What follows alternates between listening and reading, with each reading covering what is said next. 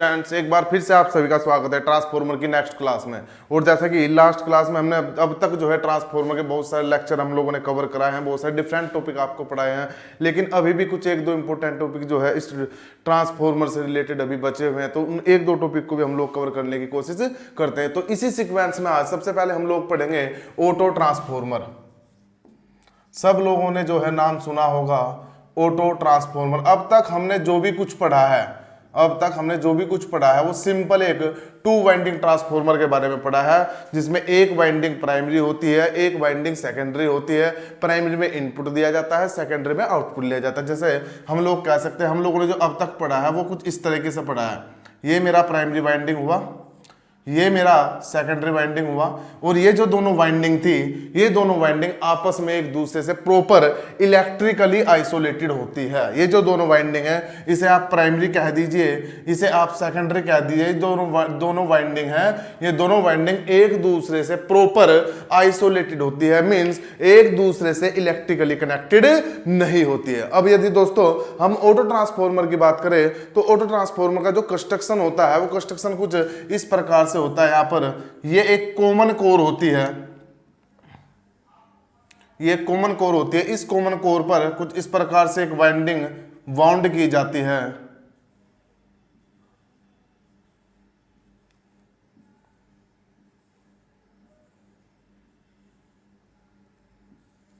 इस प्रकार से ये मेरा ऑटो ट्रांसफॉर्मर है। ऑटो ट्रांसफॉर्मर की ये प्राइमरी वाइंडिंग है। इसकी जो सेकेंडरी वाइंडिंग होती है, सेकेंडरी वाइंडिंग जो होती है, सेकेंडरी वाइंडिंग भी इसकी कहीं ना कहीं जो प्राइमरी वाइंडिंग का कंपोनेंट होता है, प्राइमरी वाइंडिंग का जो हिस्सा होता है, उस हिस्से से ही कॉमन ली जाती है। मींस यहां पर आप लोग देखोगे ये एक कॉमन वाइंडिंग है प्राइमरी, ये एक कॉमन वाइंडिंग है प्राइमरी, और इस प्राइमरी कॉमन वाइंडिंग का कुछ पार्ट, इस प्राइमरी कॉमन वाइंडिंग का कुछ पार्ट सेकेंडरी वाइंडिंग में लिया गया है। किस में लिया गया है? सेकेंडरी में।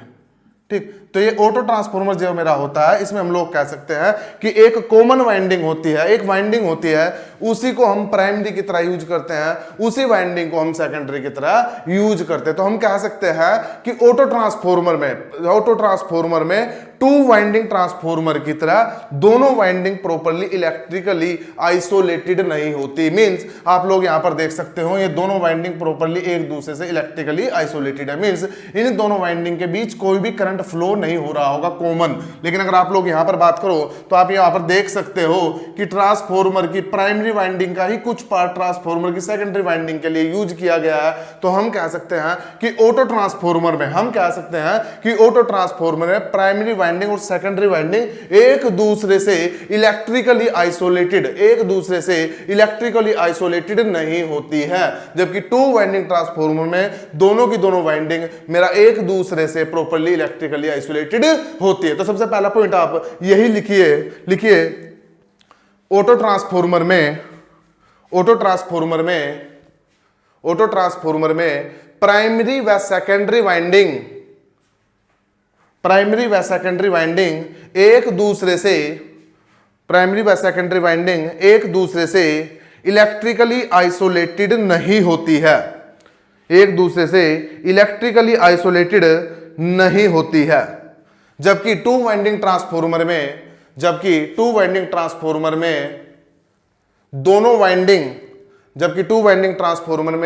दोनों वाइंडिंग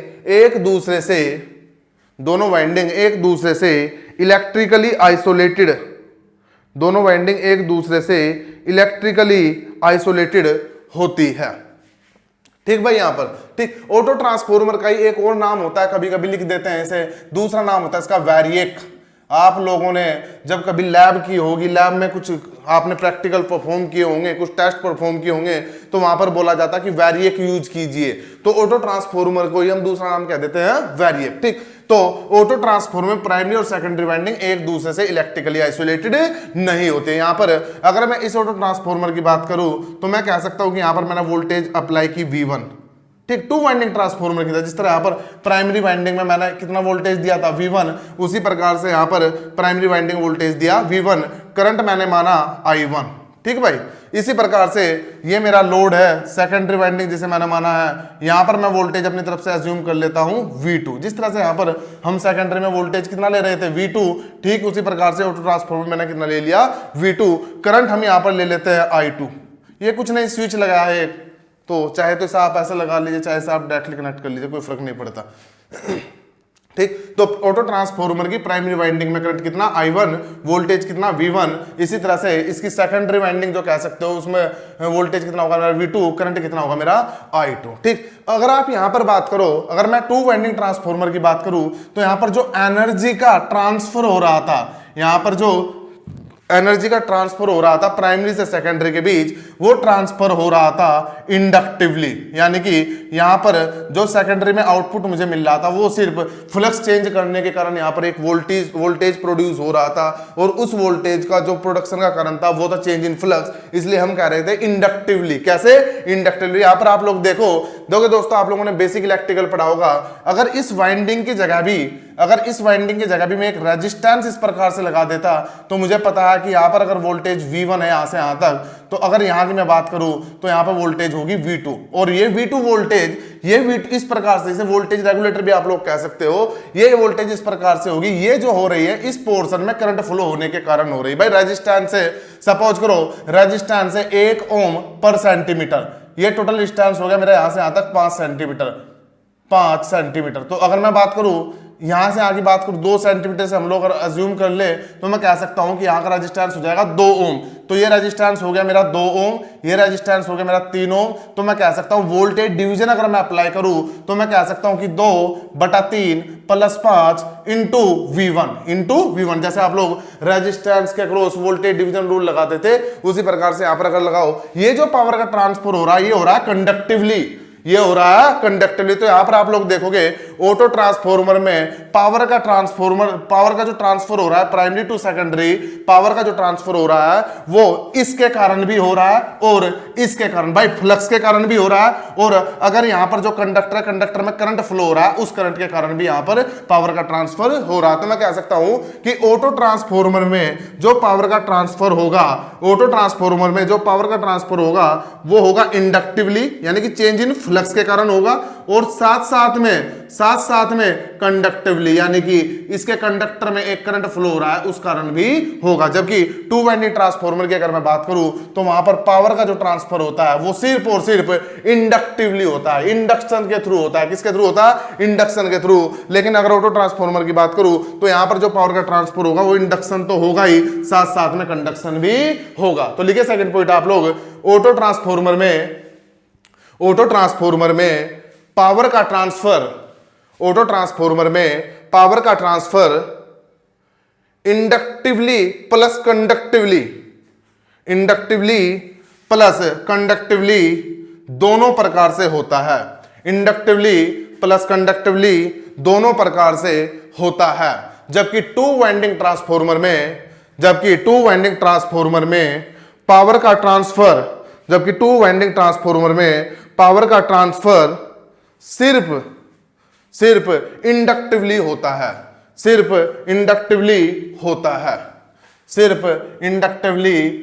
है। ठीक, नेक्स्ट पॉइंट देख लेते हैं भाई हम लोग।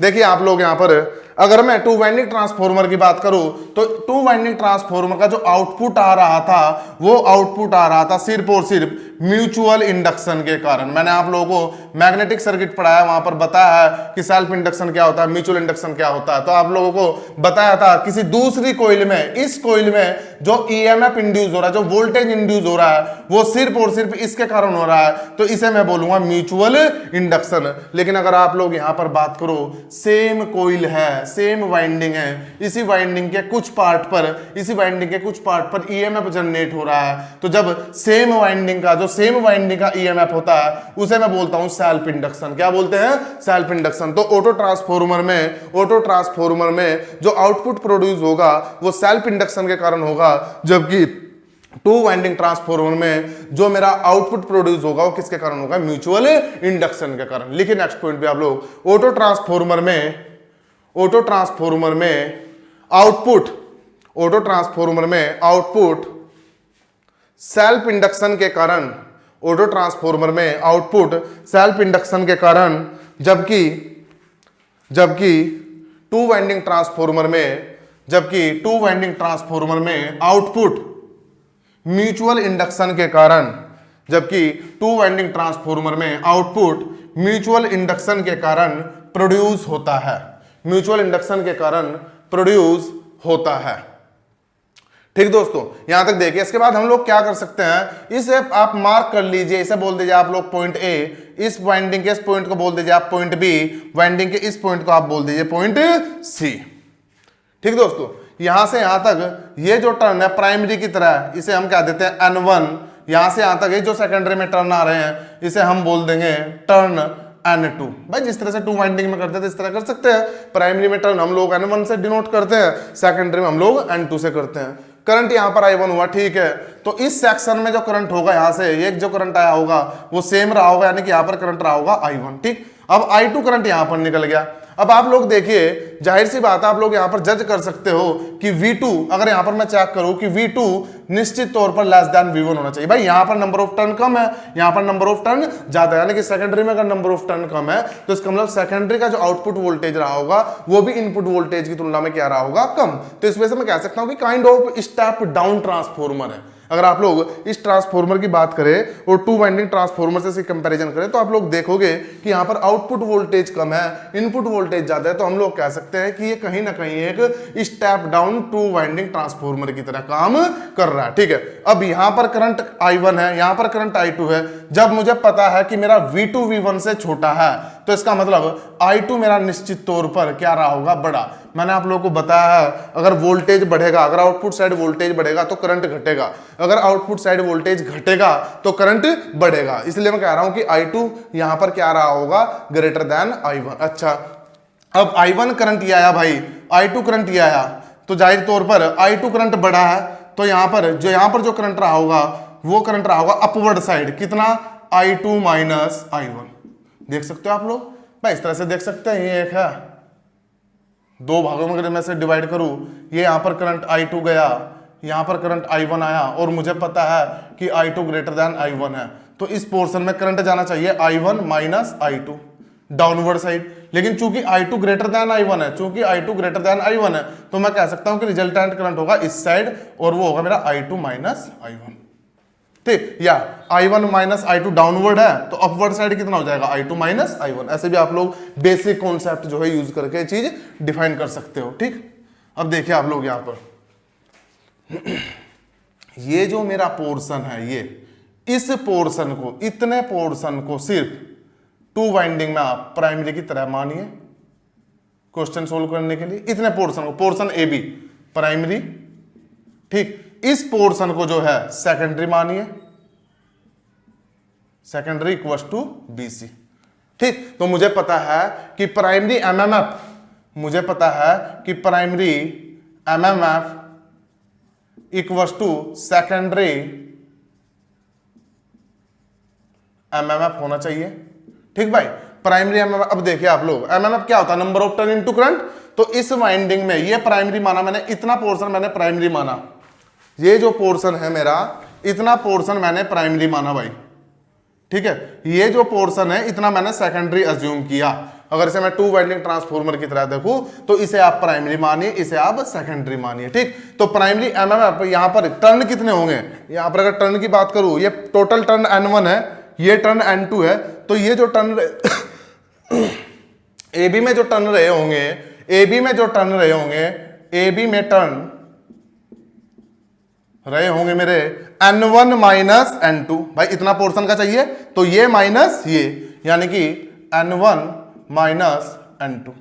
अब बचा BC में टर्न N2, BC में टर्न इक्वल्स टू N2। तो प्राइमरी MMF यानी कि AB का MMF equals to BC MMF। ठीक भाई, और AB का MF होगा इसके टर्न, दिस गिव्स टर्न कितने इसके, N1 minus N2 into I1। भाई करंट तो इसमें I1 फ्लो रहा है, नंबर ऑफ टर्न इसमें N1 माइनस N2, लेकिन करंट कितना, I1। इसी तरह से इस पोर्शन में अगर मैं करंट की बात करूं, MF की बात करूं, तो यहां पर रहा होगा BC का टर्न कितना है यहां पर, N2, टर्न कितना है N2, और करंट कितना है I2। इस प्रकार से रहा होगा। तो यहां पर आप लोग जज कर सकते हो कि N1 I1 minus N2 I1 equals to N2 I2। Sorry, यहां पर जो करंट होगा, एक चीज गलत होगी दोस्तों, यहां पर जो करंट होगा ये I2, ये इस वाइंडिंग में जो करंट होगा वो वाइंडिंग में करंट है I2 माइनस I1। I2 नहीं है, I2 तो यहां है, यहां पर इस वाइंडिंग में जो करंट है वो होगा I2 माइनस I1। तो यहां पर आप लोग लिखोगे I2 माइनस I1। ठीक, इस तरह से यहां पे I2 माइनस I1, इस चीज को आप लोग सोल्व करोगे तो आपको मिलेगा N1 I1 minus N2 I1 equals to N2 I2 minus N2 into I1। कुछ कैंसिल हो रहा है, देख लीजिए आप लोग, ये कैंसिल हो रहा है। तो यहां से मुझे मिल गया N1 into I1 equals to N2 into I2। यानी कि ऑटो ट्रांसफॉर्मर में भी टू वाइंडिंग ट्रांसफॉर्मर की तरह N1 I1 equals to N2 into I2, या primary MMF equals to secondary MMF, या यहां का MMF इक्वस टू यहां का MMF होगा। ठीक है, लिखिए आप लोग यहां पर ऑटो ट्रांसफॉर्मर में भी टू वाइंडिंग ट्रांसफॉर्मर की तरह, ऑटो ट्रांसफॉर्मर में भी टू वाइंडिंग ट्रांसफॉर्मर की तरह, ऑटो ट्रांसफॉर्मर में भी टू वाइंडिंग ट्रांसफॉर्मर की तरह प्राइमरी MMF इक्वस टू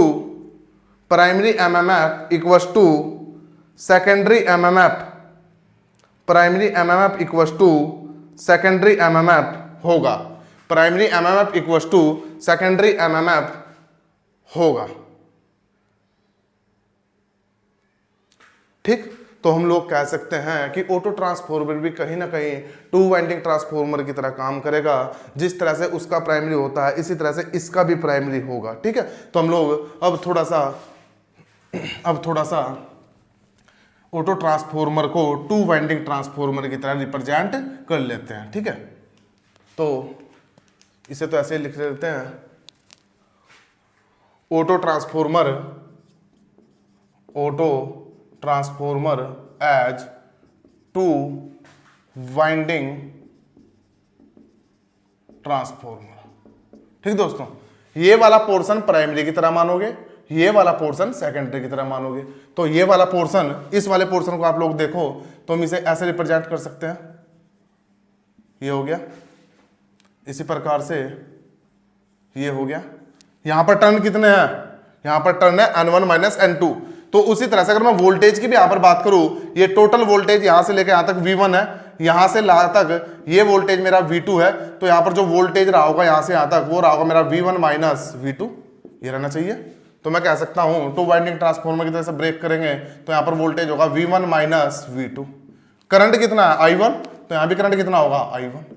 ठीक, उसी प्रकार से सेकेंडरी साइड, आप इसे सेकेंडरी अज्यूम कर रहे हैं तो देखिए यहां पर वोल्टेज कितना होगा मेरा V2। भाई इस पोर्शन में वोल्टेज कितना है V2। करंट की अगर मैं बात करूं तो करंट कितना है, यहां पर ऊपर की साइड करंट जा रहा है, यहां पर ये करंट होगा मेरा I2 माइनस I1। ठीक है, क्लियर। अब ये टू वाइंडिंग, आपने ऑटो ट्रांसफॉर्मर को टू वाइंडिंग ट्रांसफॉर्मर की फॉर्म में ब्रेक कर लिया। अब जब टू वाइंडिंग ट्रांसफॉर्मर की फॉर्म में ब्रेक कर लिया तो आपको पता है कि यहां पर इनपुट पावर, अगर मैं लॉसेस जीरो मानूं, अगर मैं आइडियल केस मानूं, अगर मैं टू वाइंडिंग ट्रांसफॉर्मर का आइडियल केस मानूं तो इनपुट इक्वल टू आउटपुट होना चाहिए। यानी कि यहां पर V1 minus V2 into I1 equal to V2 into I2 minus I1 होना चाहिए आइडियल। हम लोग यहां पर क्या कर रहे हैं, हमने ऑटो ट्रांसफॉर्मर को टू वाइंडिंग ट्रांसफॉर्मर की फॉर्म में रिप्रेजेंट किया, लेकिन साथ ही साथ हम लोगों ने क्या किया, यहां पर हम लोगों ने साथ ही साथ इस ट्रांसफॉर्मर को चीजों को सिंपल बनाने के लिए, चीजों को सिंपली समझने के लिए आइडियल ट्रांसफॉर्मर कंसीडर किया है। तो आइडियल ट्रांसफॉर्मर कंसीडर किया तो input power equal to output power होना चाहिए। तो इसे आप लोग यहां पर सोल्व करोगे तो V1 into I1 minus V2 into I1 equal to V2 into I2 minus V2 into I1। ठीक, यहां से ये कैंसिल हो जाएगा तो ये मिलेगा मुझे V1 into I1 equal to V2 into I2, है ना। तो ये कह सकते हो आप लोग कि यहाँ पर power, input power equal to output power है। अगर आप ऑटो ट्रांसफॉर्मर को आइडियल मानो, उसे टू वाइंडिंग ट्रांसफॉर्मर की फॉर्म में ब्रेक करो और उसे भी आप लोग आइडियल अज्यूम करें, उसे भी हम लोग आइडियल अज्यूम करो, तो इनपुट पावर मेरा आउटपुट पावर के इक्वल होगा। और साथ ही साथ ये जो पावर जा रही होगी यहां से यहां तक, साथ ही साथ ये जो पावर यहां से यहां तक जा रही होगी, चूंकि ऑटो ट्रांसफॉर्मर है तो ये पावर गई होगी मेरी इंडक्टिवली, ये पावर मेरी गई होगी inductively plus conductively, inductively plus conductively. ठीक दोस्तों, तो हम लोग इस तरह से किसी ऑटो ट्रांसफॉर्मर को टू वाइंडिंग ट्रांसफॉर्मर की फॉर्म में ब्रेक कर सकते हैं। ठीक, अब देखिए आप लोग, अच्छा हमें अब चेक करना है, हमें अब चेक करना है कि इंडक्टिवली पावर कितनी गई है, हमें अब चेक करना है कि इंडक्टिवली पावर कितनी गई है। तो उसके लिए आपको कुछ नहीं करना, सिर्फ इसे कंसीडर करना है। मुझे पता है अगर ऑटो ट्रांसफॉर्मर होगा, अगर ऑटो ट्रांसफॉर्मर होगा तो चीजें इस तरह से आएगी। लेकिन अगर ये टू वाइंडिंग ट्रांसफॉर्मर होता, अगर ये टू वाइंडिंग ट्रांसफॉर्मर होता तो यहां पर आप लोग देख सकते हो इंडक्टिवली पावर की अगर मैं बात करूं, इंडक्टिवली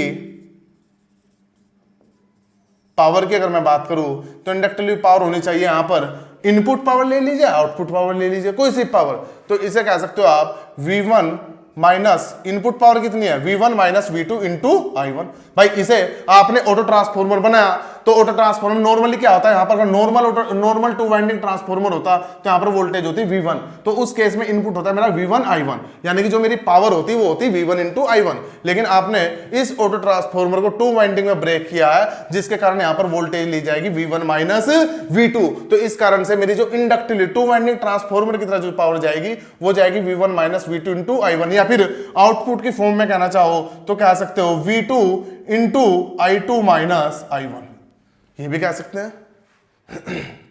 ठीक है भाई। और अगर कंडक्टिवली पावर की बात की जाए, कंडक्टिवली पावर तो वो होनी चाहिए इक्वल टू टोटल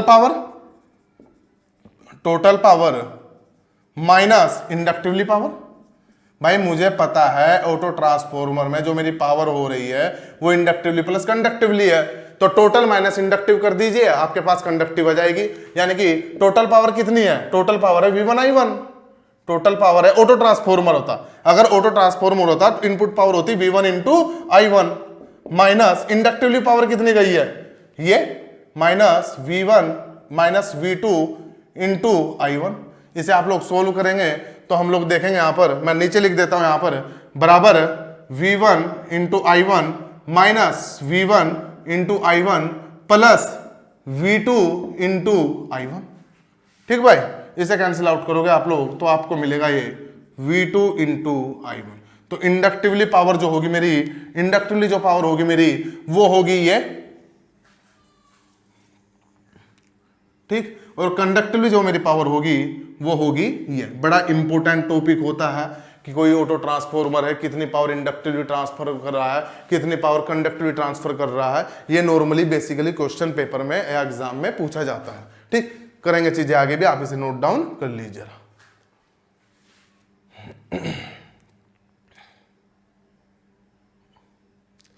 देखिए आगे बात करते हैं।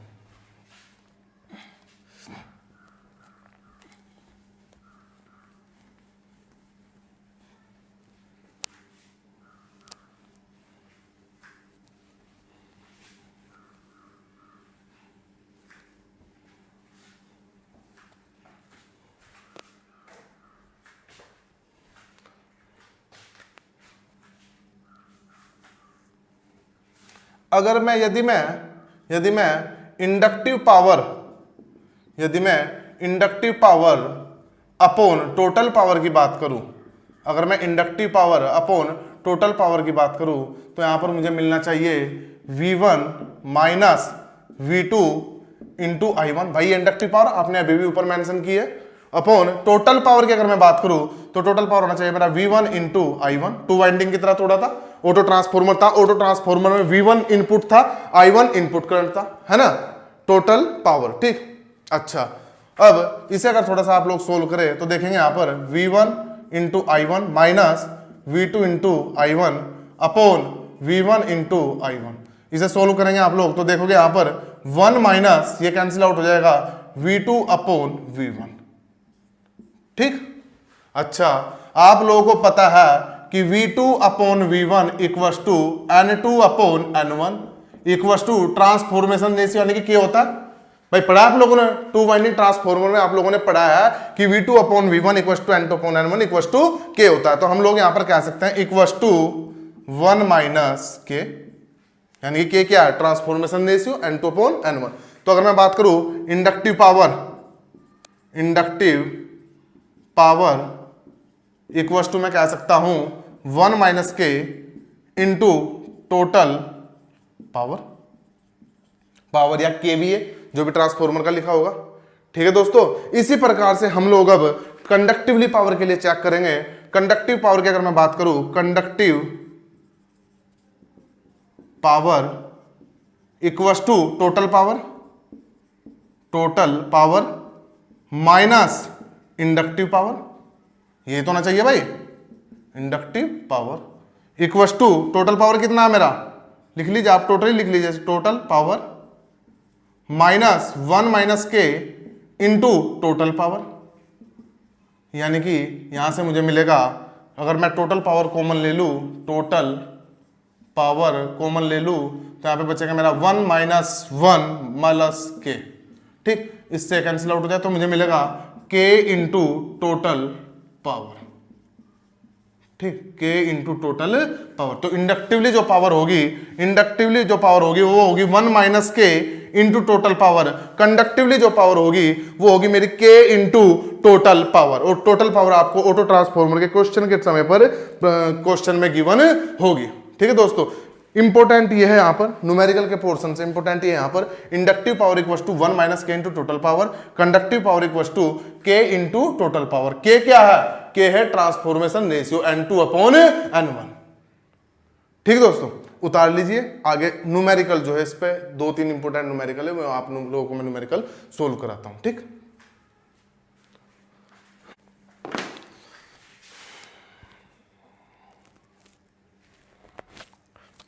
हाँ तो चलिए दोस्तों क्वेश्चन देखते हैं। पहला क्वेश्चन देखते हैं इस टॉपिक पर। एक ऑटो ट्रांसफॉर्मर का ट्रांसफॉर्मेशन रेशियो 0.8 है। ठीक है, ऑटो ट्रांसफॉर्मर है कोई और उसका जो ट्रांसफॉर्मेशन रेशियो गिवन है वो 0.8 है, यानी कि K की वैल्यू आपको 0.8 गिवन है। ऑटो ट्रांसफॉर्मर 10 किलोवाट के लोड को पावर सप्लाई करता है। ठीक है, यानी कि जो आउटपुट पावर है वो है 10 किलोवाट। आप लोग कह सकते हो कि सर ट्रांसफॉर्मर की जो रेटिंग होती है वो KVA में होती है, तो यहाँ पर KVA होना चाहिए। ठीक है भाई, अगर KVA दिया तो KVA के हिसाब से कर लीजिए, KW दिया तो KW के हिसाब से कर लीजिए। फर्क इतना होता है, नॉर्मली ट्रांसफॉर्मर की रेटिंग KVA के हिसाब से होती है, लेकिन जो लोड को पावर दी जाती है वो KW के हिसाब से दी जाती है। वहां पर पावर फैक्टर हमें लोड का पता होना चाहिए। ठीक है, तो उसमें कोई ज्यादा फर्क नहीं पड़ेगा, चाहे KW है चाहे KVA है, बात लगभग सेम है कि लोड को पावर सप्लाई करता है। तो इंडक्टिवली ट्रांसफर तथा कंडक्टिवली ट्रांसफर पावर क्या होगी। अभी भी थोड़ी देर पहले आप लोगों को मैंने बताया कि inductively transferred power equals to 1 minus K into total power, है ना, 1 minus K into total power, यानी कि 1 माइनस 0.8 और टोटल पावर कितना गिवन है भाई आपको, 10 किलोवाट, यानी कि बराबर सोल्व करोगे तो कितना आ गया आंसर, 2 किलोवाट। तो इंडक्टिवली कितनी पावर ट्रांसफर होनी चाहिए, 2 kilowatt. Second, conductively transferred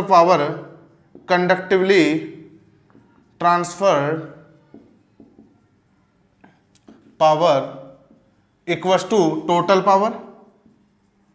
power minus inductively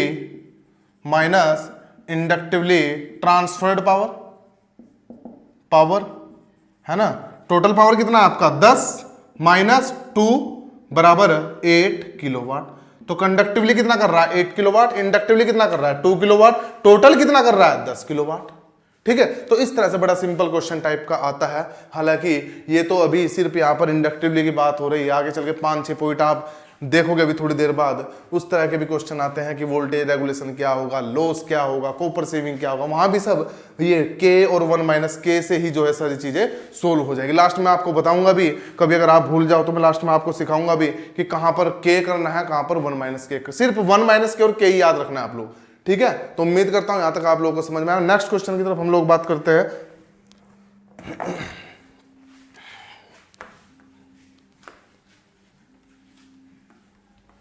लिखिए, नेक्स्ट क्वेश्चन लिखिए आप। किसी ऑटो ट्रांसफॉर्मर में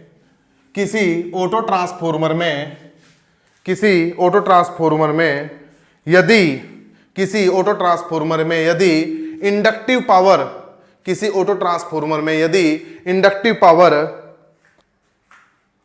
उसके कंडक्टिव पावर के इक्वल हो, किसी ऑटो ट्रांसफॉर्मर में यदि इंडक्टिव पावर उसके कंडक्टिव पावर के इक्वल हो, तो ऑटो ट्रांसफॉर्मर का ट्रांसफॉर्मेशन रेशियो क्या रहा होगा? तो ऑटो ट्रांसफॉर्मर का ट्रांसफॉर्मेशन रेशियो क्या रहा होगा? ठीक, देखिए आप लोग यहां पर समझिए, क्वेश्चन को एनालाइज कीजिए, पहले खुद से करने की कोशिश कीजिए, वीडियो को यहीं पॉज करके जो है खुद आप अपना आंसर लगा लिए, सही आएगा तो यहां पर मैच हो जाएगा। ठीक, चलो मैं सोल्व करा देता हूं। तो यहां पर क्वेश्चन में गिवन है inductive power equals to conductive power. Inductive power equals to conductive power.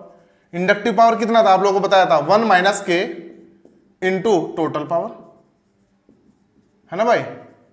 Conductive power कितना होता है, के इंटू टोटल पावर, ये भी आप लोगों को सिखाया था मैंने।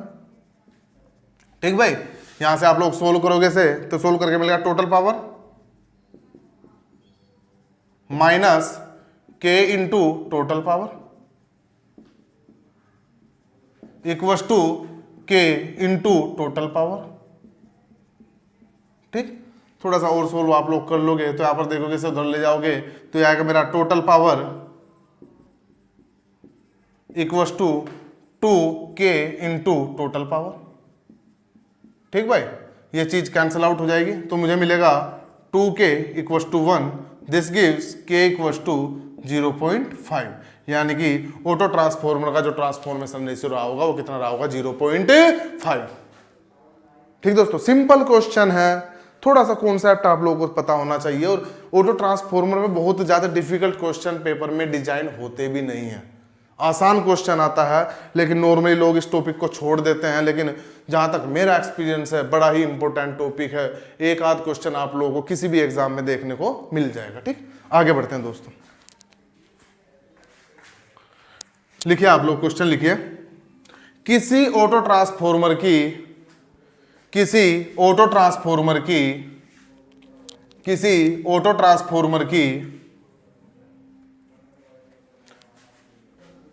यदि कॉमन वाइंडिंग, किसी ऑटो ट्रांसफॉर्मर की यदि कॉमन वाइंडिंग ब्रेक हो जाए, किसी ऑटो ट्रांसफॉर्मर की यदि कॉमन वाइंडिंग ब्रेक हो जाए, किसी ऑटो ट्रांसफॉर्मर की यदि कॉमन वाइंडिंग ब्रेक हो जाए तो ऑटो ट्रांसफॉर्मर का आउटपुट वोल्टेज क्या होगा? ठीक, कीजिए आप लोग, खुद से सोल्व करने की कोशिश कीजिए, वीडियो को पॉज कीजिए, क्वेश्चन को खुद से सोल्व करने की कोशिश कीजिए, आंसर निकालिए, फिर हम लोगों से मैच कीजिए।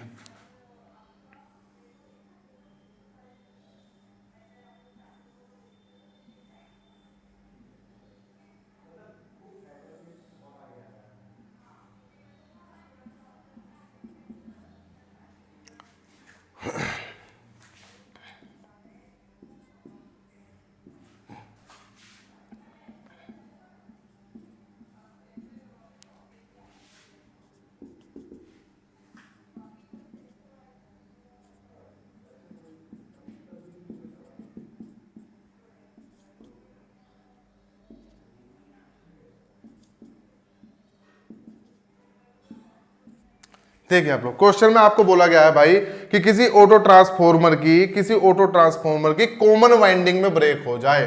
पहले तो बात आप लोगों को डिफाइन करना पड़ेगा कि कॉमन वाइंडिंग कौन सी है, ये पोर्शन है या ये पोर्शन है। आप लोग खुद देखिए कि कौन सा portion primary as well as secondary दोनों में डिफाइन हो रहा है, दोनों के अंदर आ रहा है। आप लोग ये बात करोगे तो भाई ये प्राइमरी में तो आ रहा है लेकिन सेकेंडरी में नहीं आ रहा है। ये पोर्शन की आप बात करो तो प्राइमरी में भी आ रहा है, सेकेंडरी में भी आ रहा है। इसका मतलब कहीं ना कहीं ब्रेक की जो बात हो रही है वो ब्रेक यहां होना चाहिए, इस पोर्शन में, इस पोर्शन में ब्रेक होना चाहिए। ठीक है भाई, तो जब यहां ब्रेक हो गया, अब आप लोग बताइए, ये सपोज करो यहां पर ब्रेक हो गया भाई, तो इस पोर्शन में करंट कितना हो जाएगा? जीरो, है ना?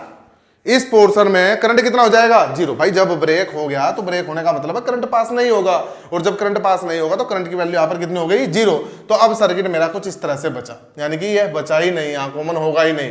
तो हम लोग कह सकते हैं, इस केस में हम लोग कह सकते हैं कि यहां पर जो वोल्टेज होगी, भाई आप लोग देखिए यहां पर ये कुछ इस तरह का क्वेश्चन बन गया। आप लोग कह सकते हो कि ये ऐसे गया होगा, ये थोड़ा बहुत जो रेजिस्टेंस है वो इस तरह से, ये मेरा लोड हो गया, ठीक, ये इस तरह से ये क्वेश्चन बचा होगा। यहां पर वोल्टेज मुझे गिवन है V1 और मेरे से आउटपुट वोल्टेज पूछा गया। आउटपुट वोल्टेज का मतलब है ये वोल्टेज मेरे से पूछा गया। तो अगर इसे मैं अगर आइडियली तौर पर यहाँ ड्रॉप जीरो मान लूं, अगर यहाँ पर आइडियली तौर पर ड्रॉप जीरो मान लूं, यानी कि यहाँ पर मान लेते हैं कि इसका रेजिस्टेंस बहुत कम है, ड्रॉप नेग्लिजिबल है, यहाँ पर ड्रॉप नेग्लिजिबल है, तो ये जो टोटल वोल्टेज रहा होगा यही वोल्टेज यहाँ पर आना चाहिए, है ना? ये जो वोल्टेज रहा होगा ये वोल्टेज यहां पर आना चाहिए, क्योंकि ये ब्रेक हो गया। इसके अगर अक्रॉस ड्रॉप जीरो मान लेते हैं, ड्रॉप इक्वल टू जीरो मान लेते हैं, तो यहां पर जो वोल्टेज मिलेगा मुझे वो किसके इक्वल होना चाहिए? V1, यानी कि V2 इक्वल टू V1 होना चाहिए if drop equal to zero. और अगर ड्रॉप जीरो नहीं होंगे तो भाई उस केस में आप लोग लगा सकते हो रूल, KVL से आप लोग इजीली निकाल सकते हो। यहां पर IR कह दीजिए, ये माइनस हो गया, ये प्लस हो गया, ये प्लस हो गया, माइनस हो गया। जब करंट ऐसे फ्लो रहा है तो यहाँ प्लस रहा होगा, माइनस रहा होगा। KVL आप लोग लगाओगे तो माइनस से प्लस, प्लस का V1, प्लस से माइनस, माइनस का IR, प्लस से माइनस, माइनस का V2 इक्वल टू जीरो। तो V2 इक्वल टू हो जाएगा मेरा V1 minus I into R, यानी कि अगर ड्रॉप जीरो कंसिडर आप लोग नहीं करते हो तो उस केस में V2 होगा मेरा V1 minus drop, V1 minus drop. ठीक दोस्तों, इस प्रकार से आप जो हो क्वेश्चन सोल्व कर सकते हैं। नेक्स्ट क्वेश्चन लिखिए आप लोग, यदि किसी ऑटो ट्रांसफॉर्मर की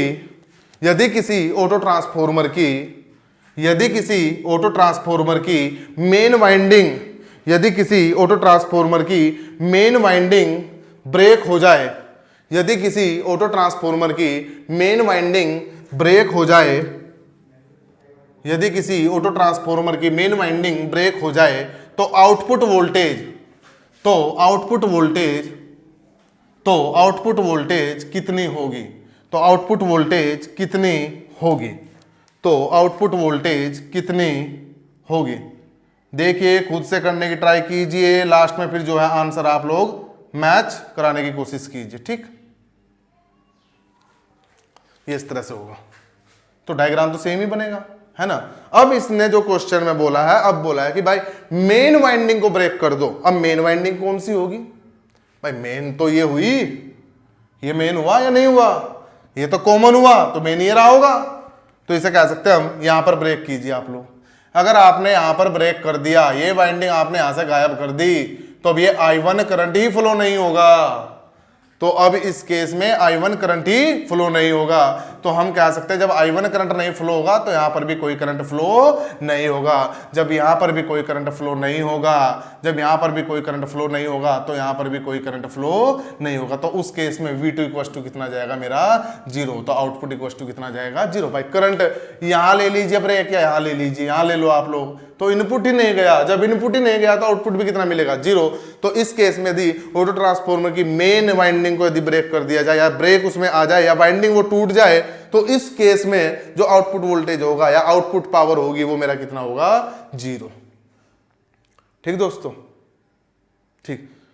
नेक्स्ट क्लास में हम लोग, ये आज की क्लास यहीं तक की है बस। नेक्स्ट क्लास जो हम लोगों की होगी, उस नेक्स्ट क्लास में हम ऑटो ट्रांसफॉर्मर और टू वाइंडिंग ट्रांसफॉर्मर की कंपैरिजन करेंगे कि ऑटो ट्रांसफॉर्मर की KVA rating two winding transformer की तुलना में कितना होगा, कॉपर सेविंग क्या होगा, लॉसेस क्या रहा होगा, एफिशिएंसी क्या रहा होगा, वोल्टेज रेगुलेशन क्या रहा होगा। डिफरेंट टाइम के न्यूमेरिकल आएंगे वहां पर, वो भी हम लोग सोल्व करने की कोशिश करेंगे। तो इन्हीं शब्दों के साथ बहुत बहुत थैंक यू।